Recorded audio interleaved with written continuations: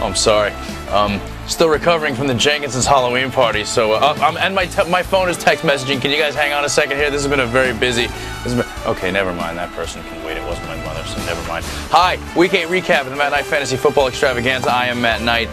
Let's talk about what could potentially be for Week 9 before we get into anything else, shall we? Let's talk about some potential studs and duds for Week 9. Let's talk about Derek Anderson. Actually, you know what?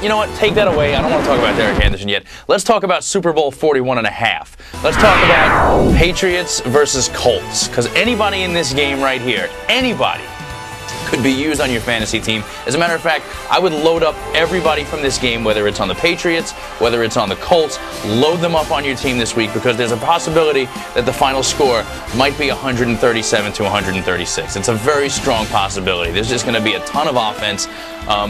Peyton Manning's probably going to throw for 5. Tom Brady's going to throw for 17. It doesn't matter who you take in that game. They're calling it the biggest game, and thank God that the Giants are off this week, because I get to watch this game.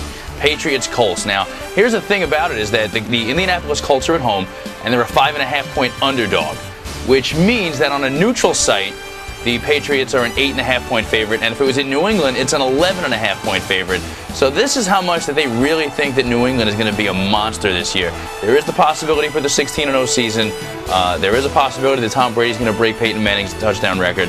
What you need to do is take anybody and everybody with this logo, either one of these two logos, and put them on your fantasy team this year, because it's going to be a big shootout. If you don't want to, let's switch back. Let's go back to Derek Anderson, the quarterback from Cleveland.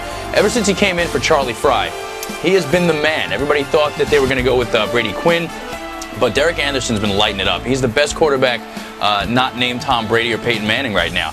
He's 3rd or 4th in the NFL in touchdowns. He's the 5th best fantasy point getter all this season. Don't sleep on him. Do not sleep on him just because he's on Cleveland. Everybody always underestimates Cleveland, but they got a pretty nice squad right now. He's got Braylon Edwards to throw to. He's got Kellen Winslow to throw to. He's even got Jamal Lewis in the backfield. So Cleveland is a nice 4-3 team right now. So Derek Anderson is a guy that you may want to go and grab. He's going to be a high-priced guy, but he's worth it if you're spending all the rest of your money on the New England and Indianapolis game. One guy to stay away from this week is going to be Lamont Jordan, the running back for Oakland. There's a very good chance that he's going to lose his starting job, or he's going to end up splitting carries with Justin Fargas.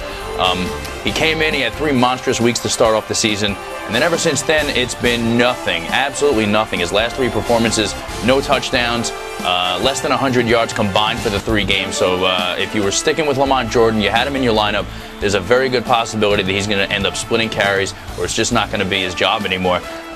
They have, who's their matchup in Week 9? They have Houston, which it would probably be a nice little matchup to think, hey, let's go with Lamont Jordan here, but I would probably stay away from him. He's just been stinking it up, and there's a very good possibility he won't even have that job, so stay away from him. Our Week 8 winner here is Gutshot Drew. Gutshot Drew sent me an email this past week saying how we should rename it to the Gutshot Drew Fantasy Football Extravaganza for next year, and how he should pretty much be the guru of all things. Drew, it's your first week on top. It's your first week winning things. Let's not get carried away here. He's also the overall leader. He took the spot from Collins Crushers from the past 2 weeks. He's the overall leader. He had a big week, over 200 points this week for Gutshot Drew. He's going to win a gift certificate for Lori and Me Sports Memorabilia in Colts Neck. And let's see how the G-Rock team, we fell a little bit. We had a little stinky week. We had a little stinky week. We dropped down to 19th from 14th, still in the top 20. I'm very happy. And Tom broke the top 100, everybody. Woo! Tom is in the top 100. He went from 116 to 96, everybody. The internet dorks have done it. They've survived the week. And let me tell you something, he's going for the big 75 next week. Tom Stark, everybody, he's going for the big, although the Jets are 1-7, he's going to have Kellen Clemens on his team next week, which is going to get him 55 points. I guarantee him that. Thank you to Sawmill Cafe in Seaside Park for powering the Matt Knight Fantasy Football Extravaganza.